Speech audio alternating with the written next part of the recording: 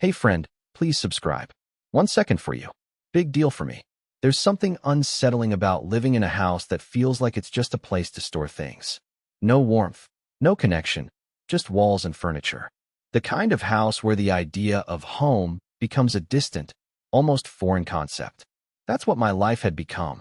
But I never said anything. Not for months. Not when she started coming home late, or when she started taking those long business trips that, in hindsight, didn't really make any sense. I told myself that maybe it was just a phase, a busy time at work, that sort of thing. I didn't question her because I never wanted to be the paranoid husband. I didn't want to be the guy who was constantly accusing his wife of something. But then, one evening, it happened. She was talking on the phone in the kitchen, her voice softer than usual, more hushed. I was sitting on the couch, pretending to focus on a show I didn't care about, but every word she spoke pierced through the silence. I'll be there soon. I can't wait either. I've missed you so much. Those words hung in the air for what felt like hours. I've missed you so much. I knew who it was. I didn't have to ask. I didn't even need to hear another word. But something inside me snapped. This was different. This wasn't a casual chat with a friend or a coworker. I could feel it in my bones. It was a confession without saying a word. The phone call ended, and she didn't even look at me. I knew she was trying to pretend like everything was normal, but I wasn't blind. Not anymore. She came back into the living room, as if nothing had happened. The same smile, the same easygoing laugh. But I could tell she was waiting for me to say something. She always did. As if I was supposed to ask her how her day went, or what was on her mind, or if she wanted to talk. But that wasn't the question I had. Not anymore. Instead, I stood up, walked over to the door, and slipped on my shoes. I didn't say a word. She watched me, her eyebrows furrowed in confusion. "Where are you going?" she asked, her tone casual, like she hadn't just been talking to someone else in secret. "I'm going out," I said, looking her dead in the eye. "Okay, well, are you coming back?" She still didn't know. She had no idea that I had finally seen through the charade. I didn't answer her. I just walked out, not looking back. I drove aimlessly for a while, but I knew where I was headed. I had to confront this head-on. The silence between us was deafening, and I couldn't keep living in it. Not when I knew the truth. By the time I got back home, it was dark. The house was quiet, the lights dimmed. She was in the kitchen again, her back turned to me as she fiddled with something on the counter. I could hear her humming, probably pretending everything was fine. But it wasn't fine. I walked into the kitchen without saying a word. I didn't need to. The evidence was there. The lie was there. All I had to do was look at her, and I knew she knew it too. She turned to face me as if she was expecting a normal conversation. But I wasn't in the mood for pleasantries. Not anymore. She thought I was in the dark. I began, my voice calm, but with an edge I didn't recognize. She froze for a split second, her eyes darting to the side, avoiding mine. She thought she could keep me in the dark? I repeated, my words hanging in the air like a challenge. I could feel my pulse quicken. I watched her swallow hard, her smile faltering. "You didn't have to," she said, the words slipping out before she could stop them. There it was. The crack in her armor. The realization that her lies had been exposed. I didn't say anything at first. I didn't need to. I wanted her to sit in it, to feel the weight of her own words. Her eyes widened, and for the first time in months, I saw something that wasn't indifference. Fear. It was there, for a brief moment, flashing in her eyes. I stood there for a moment, letting the silence linger. And then, calmly, I said, "Don't worry. I'll finish the divorce tonight." Her face went pale. She opened her mouth as if to say something, but nothing came out. It was like the air had been sucked out of the room. All the words she had been preparing to say, all the lies she had crafted, couldn't come fast enough. "You didn't have to," she stammered, her voice trembling. It was almost as if she still thought there was something she could say to undo the damage, something she could say to make it okay again. But there was nothing. Nothing could fix it. Not now. I took a step closer to her, slowly, deliberately. I didn't need to yell or raise my voice. She was already crumbling. The truth was louder than any accusation. "I've known for a while," I said, my tone unwavering. "I've known about him. I've known about everything." Her face twisted, like she wanted to argue, to tell me I was wrong. But she didn't. She couldn't. And for the first time in a long while, I felt something I hadn't felt in months: clarity. It wasn't the anger I expected. It wasn't the betrayal I thought I'd feel. It was a sense of finality, The realization that this was over. That we were over. I've been planning it, I continued. The divorce. I was going to wait for you to come clean, but I can't do this anymore. She looked like she was going to cry, but no tears came. Only silence. The kind of silence that speaks louder than any words ever could. Go pack your things, I told her. I'll be taking care of everything tonight. I turned around and walked out of the kitchen, leaving her standing there, alone, with nothing left to say. She didn't expect me to say anything. In fact, I could see the confusion in her eyes as I walked away, as if she couldn't fathom how I knew. Her hands trembled, but she didn't move. I knew she was trying to process it, but I wasn't going to give her that. I wasn't going to stand there and let her plead her case like some kind of victim. Not this time. I walked upstairs to our bedroom. The house felt like it was holding its breath. The quiet was almost suffocating, a sharp contrast to the chaos in my mind. It wasn't anger I felt, not exactly. It was more like resignation, like I was stepping into a different version of reality. A reality where I didn't have to pretend everything was okay anymore. I changed into something more comfortable, but I couldn't shake the feeling that this wasn't just about Clara. It wasn't just about her betrayal. It was about everything I had allowed to happen over the years, the excuses I made for her, the silence I tolerated, the way I ignored the cracks in our relationship because I didn't want to face the truth. When I came back downstairs, Clara was standing in the hallway, her back to me. She was holding her phone, her fingers hovering over the screen, but she wasn't texting anyone. She wasn't calling anyone either. She was just frozen. David, she said, her voice thin, like she was testing the waters. I didn't respond right away. I didn't need to. She was still processing what I had said, still trying to figure out how to spin it all in her favor. But she didn't get to control the narrative anymore. Not tonight. I need to explain, she started, her voice shaking. I didn't give her the satisfaction of an answer. I simply walked past her and into the living room. My steps were deliberate, slow. She followed me, but I didn't turn around. You don't need to explain, I said, my voice flat. It's over. There's nothing to explain. She stopped in her tracks. I could feel her eyes on me, but I didn't look at her. The air was thick with tension, and for a moment, everything felt wrong. You don't mean that, she whispered. I finally turned to face her. Her face was pale, and there was a flash of something, guilt, fear? I didn't know, and I didn't care. I had waited too long for this moment. I do mean it, I said, my words cold. She opened her mouth like she was going to say something else, but it was too late. She had no power here. The truth was already out in the open, and no amount of pleading was going to change that. I had made up my mind. I had known for a while now, but seeing the words from her phone, hearing the truth spill out of her own mouth, there was no going back. I had been living in a lie, and tonight, I was finally free of it. Her lips trembled as she took a step closer, her hand reaching out for mine. But I pulled away. You should go pack, I said, my voice barely above a whisper. We're done here. She flinched, the words hitting her like a physical blow. She didn't know what to do, how to respond. She had thought she was in control, that I was just some oblivious fool who didn't care enough to look. But I wasn't the fool anymore. I wasn't the one being lied to. Don't do this, she whispered, her voice cracking. I swear I can fix this.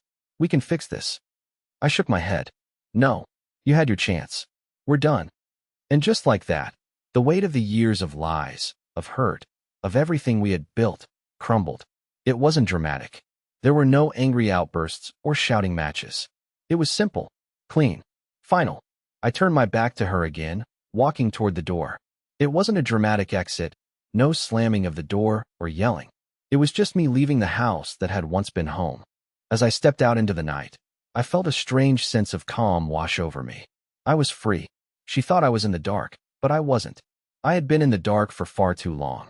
But now, the light was on, and I wasn't going to let her drag me back into the shadows. I was done.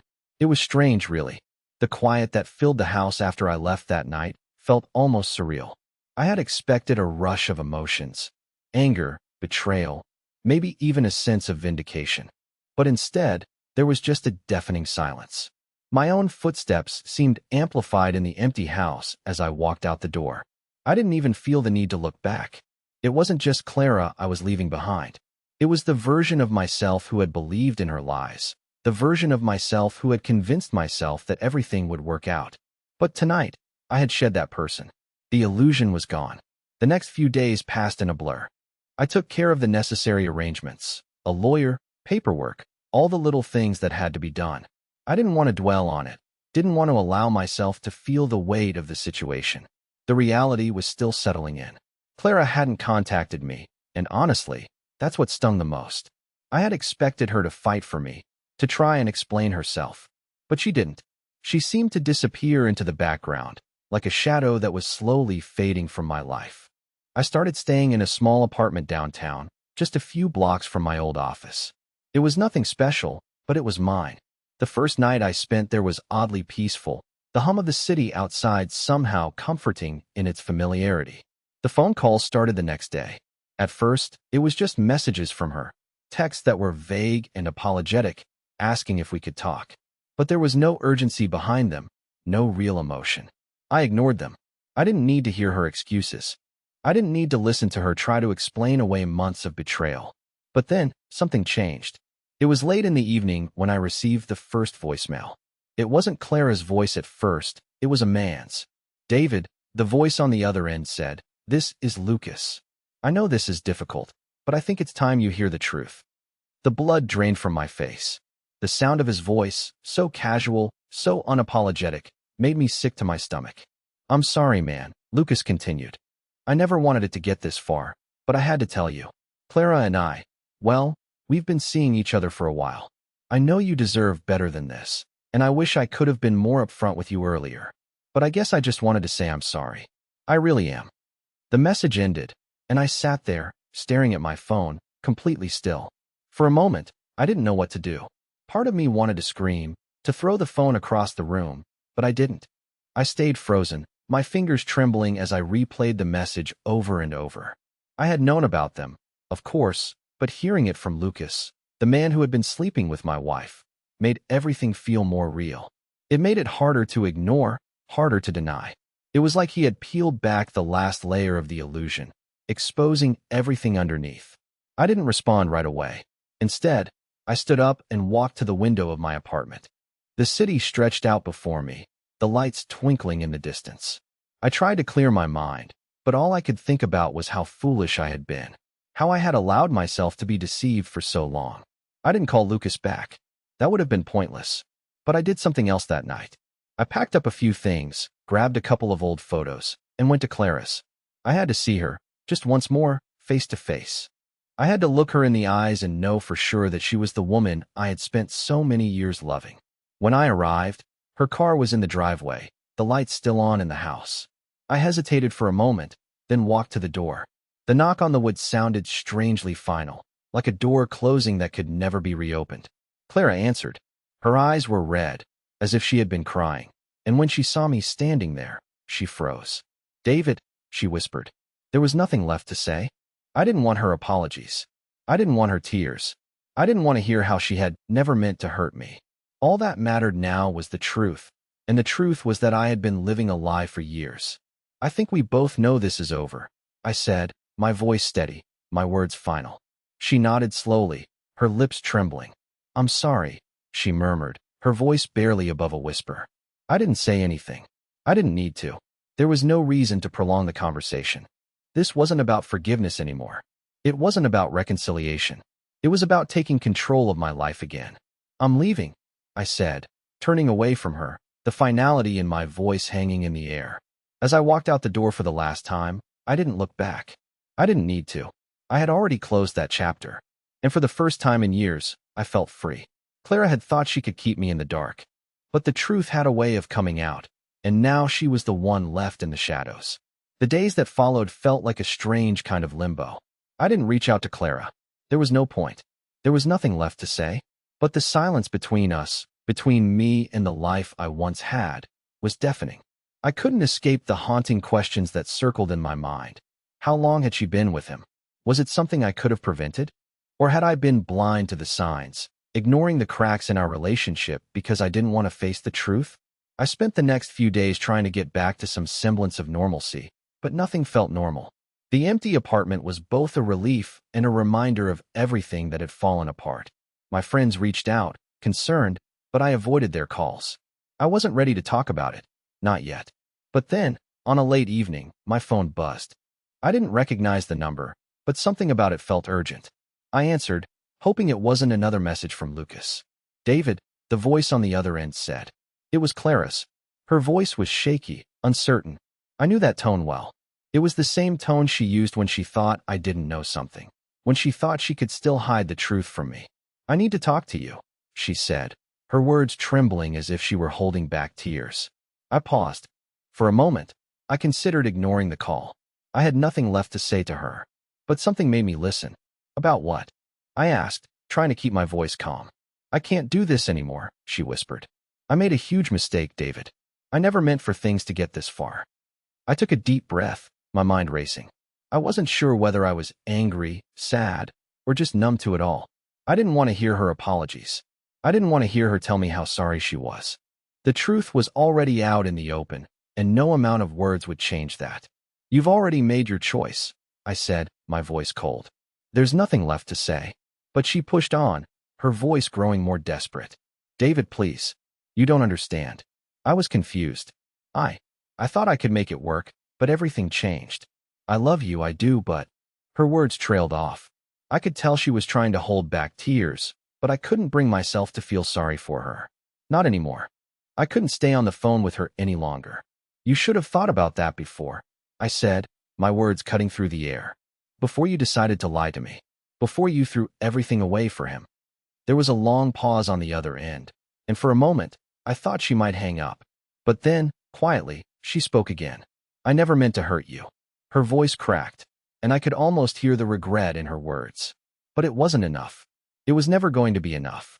I'll be there in 20 minutes, I said, finally breaking the silence. We'll talk, but only once. After that, I don't want to hear from you again. I hung up before she could respond. My mind was set. There was nothing left to fix between us. When I arrived at the house, I found Clara standing at the front door, waiting. She looked smaller somehow, like the weight of everything had finally caught up with her. But I didn't feel sympathy. I didn't feel anything but a sense of finality.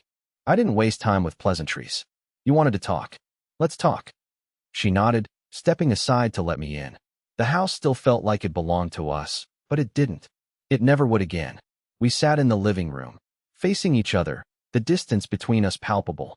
I could tell she was struggling to find the right words, but I wasn't going to let her make excuses.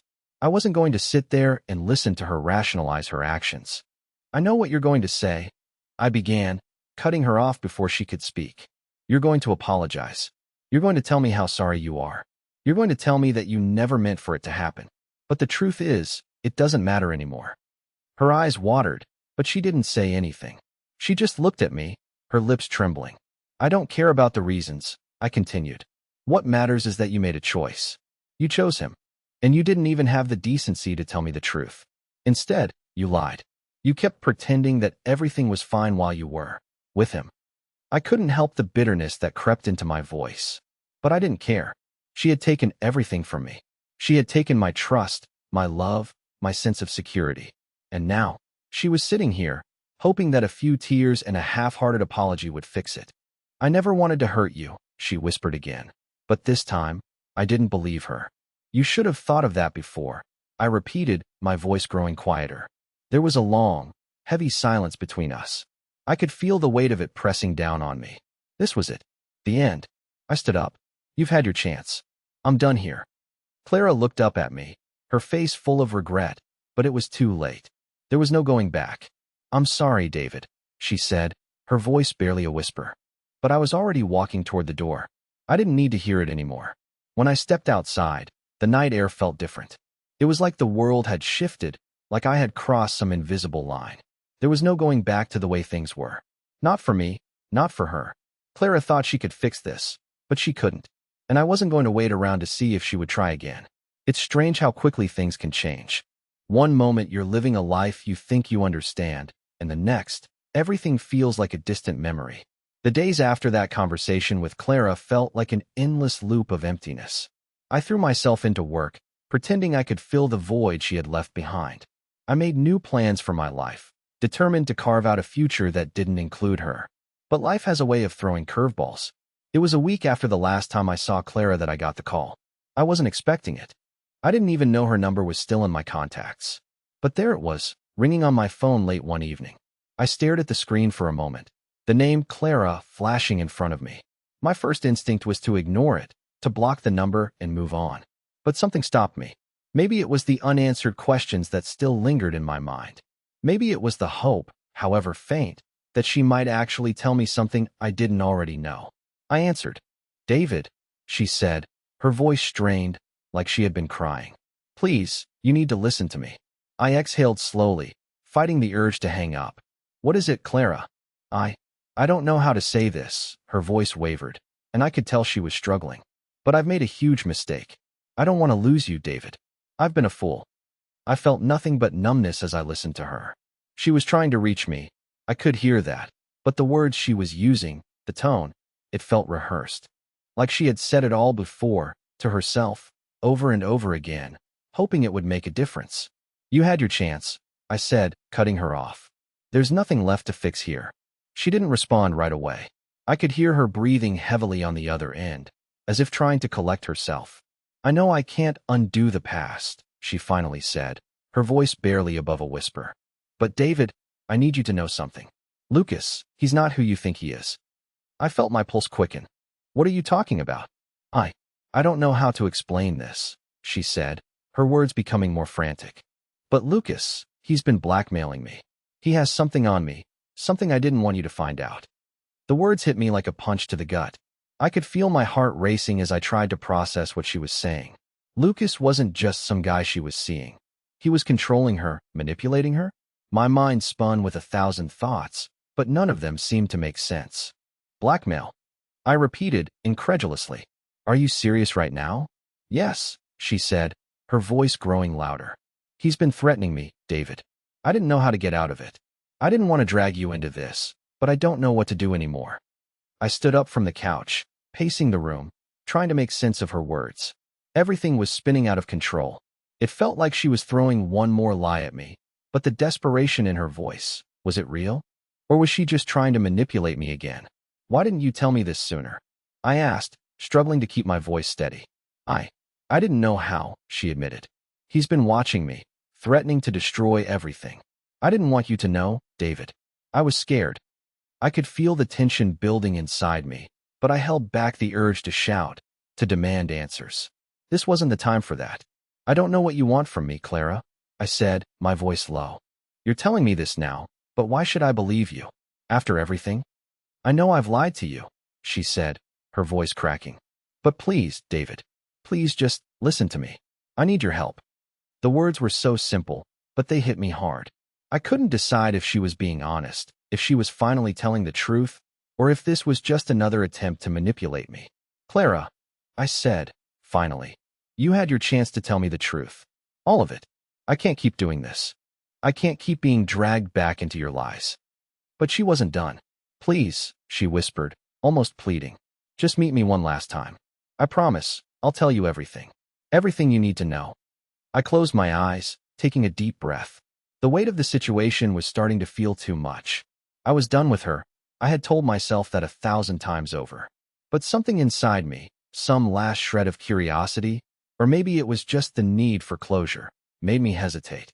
I thought about the call for a long moment, weighing my options. Was this just another game? Or was Clara finally reaching out for help? And what exactly did Lucas have on her? What had he done to get her to this point? I had a decision to make. "You have 1 hour," I said, my voice sharp. "Then I'm done. I don't care what you have to say after that." I hung up before she could respond. My heart was pounding in my chest, and my mind was spinning with 1,000 questions I didn't have answers to. But I knew one thing for sure. This wasn't over. Not yet. The hour dragged on like it was stretched out by some cruel force. I couldn't sit still. My mind kept replaying her voice, the desperation in it, the way she'd pleaded for one last chance. She was either completely sincere, or this was just another one of her manipulative games.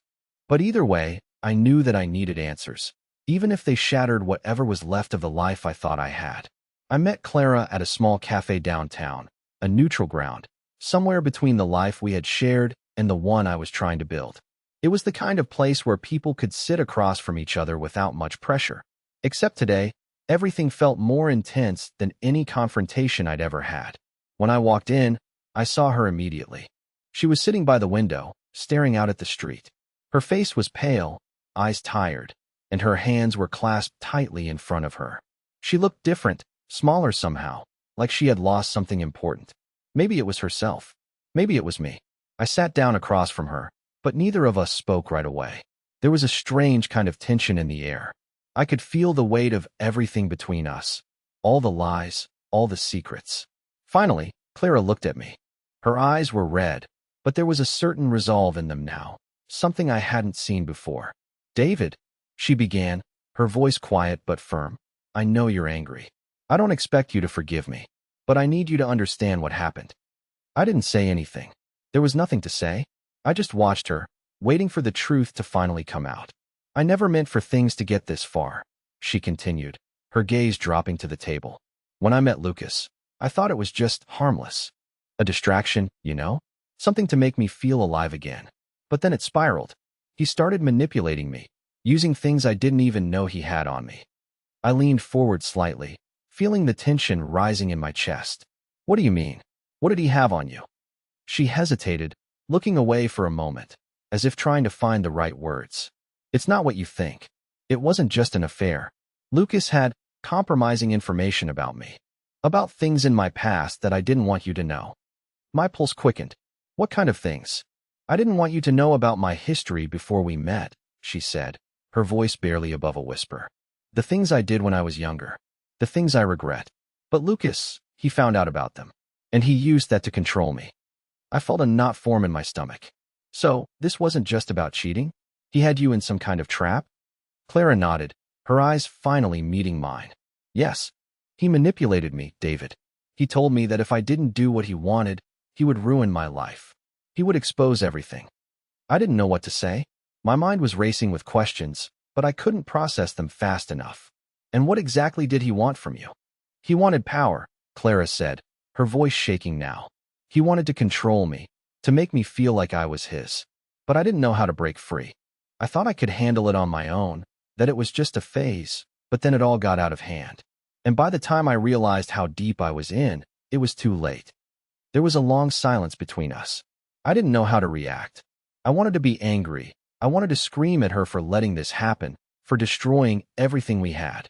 But at the same time, I couldn't deny the sadness in her eyes, the vulnerability that had never been there before. "I never meant to hurt you," she whispered, her voice full of regret. "I swear, I thought I could fix it on my own. But I was scared." I sat back in my chair, letting the weight of her words settle over me. Was this just another excuse, another lie to try and salvage whatever was left of her image? Or was she finally telling the truth? It was hard to tell. "You expect me to believe that?" I asked, my voice low, tinged with disbelief. "After everything, after all the lies?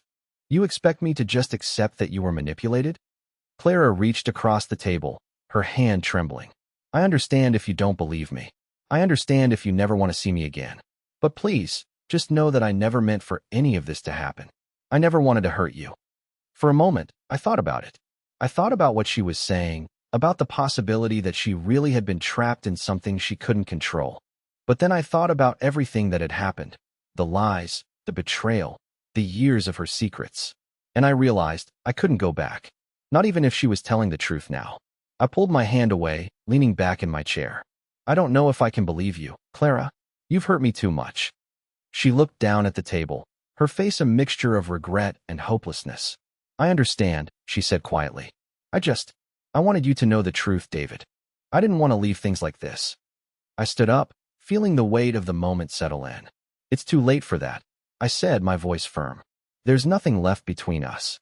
As I walked out of the cafe, I felt an odd sense of closure. It wasn't the kind of closure I had expected, but it was closure nonetheless. I had gotten the truth. Whether or not it was the full truth, I couldn't say. But I knew one thing for sure. I couldn't keep living in the past. Clara had made her choices, and now I had to make mine. The following days felt like I was in a fog, unable to shake the conversation with Clara. I wasn't sure if I felt relief or just numbness. She'd spilled her heart out, admitted her mistakes, and given me an explanation. But in the end, none of it changed the fact that I had been betrayed.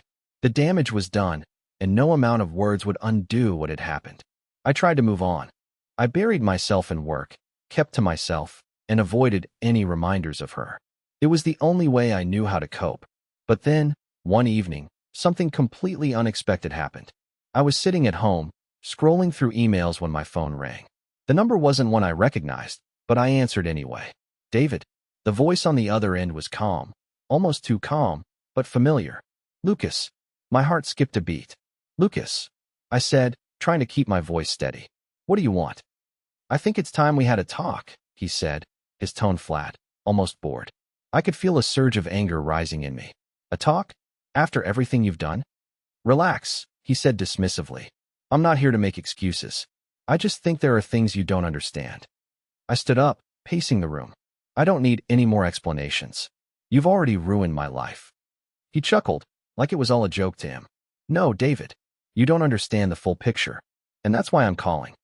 I gripped my phone tighter, trying to control my emotions. What do you mean? I'm just letting you know, you're not the only one who's been kept in the dark. His voice lowered, taking on a more serious tone. There are things you haven't even begun to comprehend. Things that have been hidden from you. My heart raced.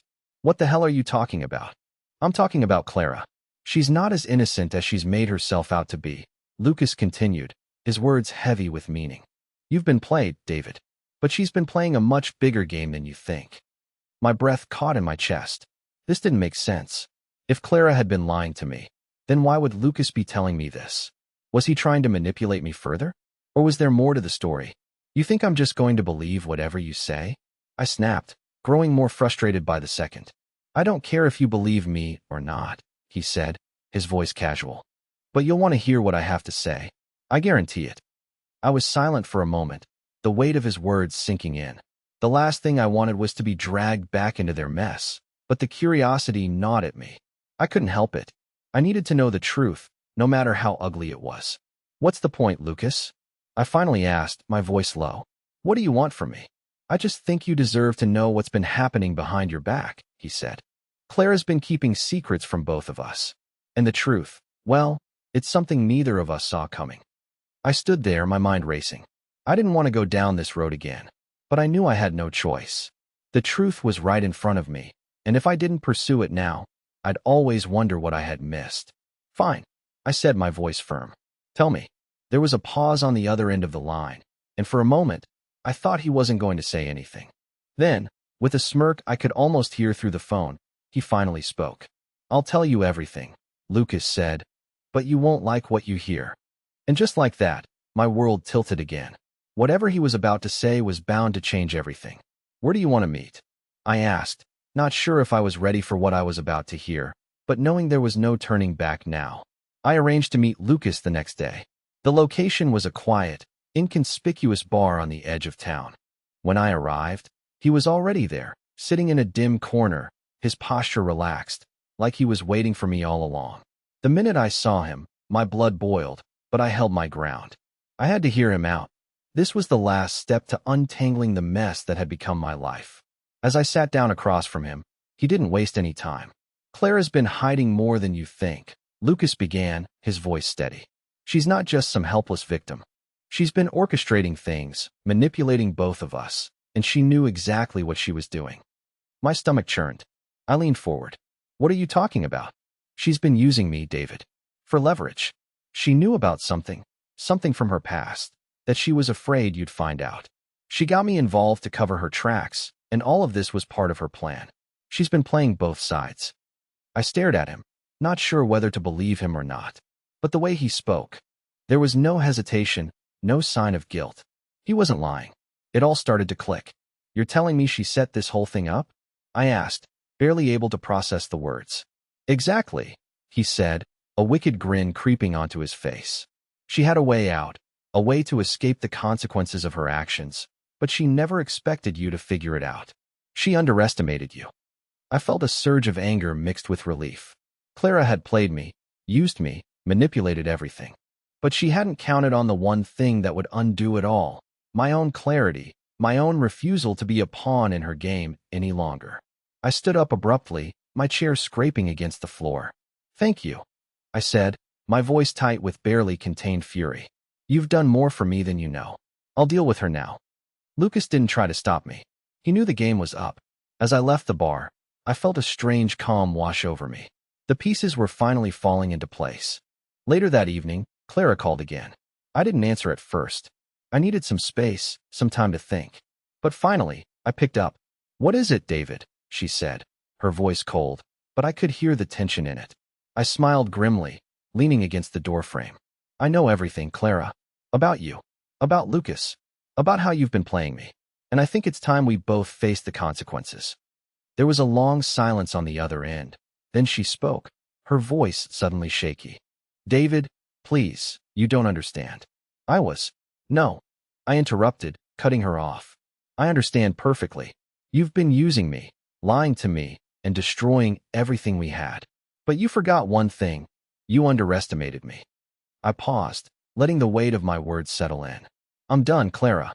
You don't get to control this anymore. You don't get to manipulate me. I'm filing for divorce tonight. And trust me, it'll be the last thing you expect." She gasped. I could hear the panic rising in her voice. "David, please. I never meant to." "Stop," I said firmly. "I don't want to hear it anymore. You had your chance, and you blew it."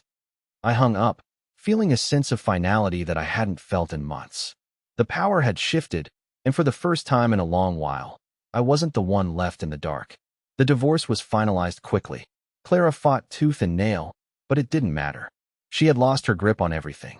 The life she had tried to control, the people she had tried to manipulate, they were all slipping through her fingers. As for me, I moved forward. The weight of her betrayal lifted, and I could finally breathe again. I started taking care of myself, getting back into my hobbies, reconnecting with friends I had ignored, and slowly but surely, finding joy in the small things. A few months later, I received a call from Clara's lawyer. She had made a series of poor financial decisions that had left her in a much worse position than she ever anticipated. The money she thought she could count on was gone, and she had no one to blame but herself. It was karmic justice, her manipulation, her deceit, all coming back to bite her. I never looked back. The life I had once thought I would build with Clara was nothing but a distant memory now. But I had learned something invaluable. I didn't need anyone to define my happiness. I was stronger than I had ever known, and I wasn't going to let the past dictate my future. As for Clara, she was left to deal with the wreckage of her own choices, watching as everything she thought she controlled unraveled. It wasn't revenge, it was just the inevitable consequence of the lies she had woven for so long. And me? I was finally free. Please like the video and share your thoughts in the comments. I read them all.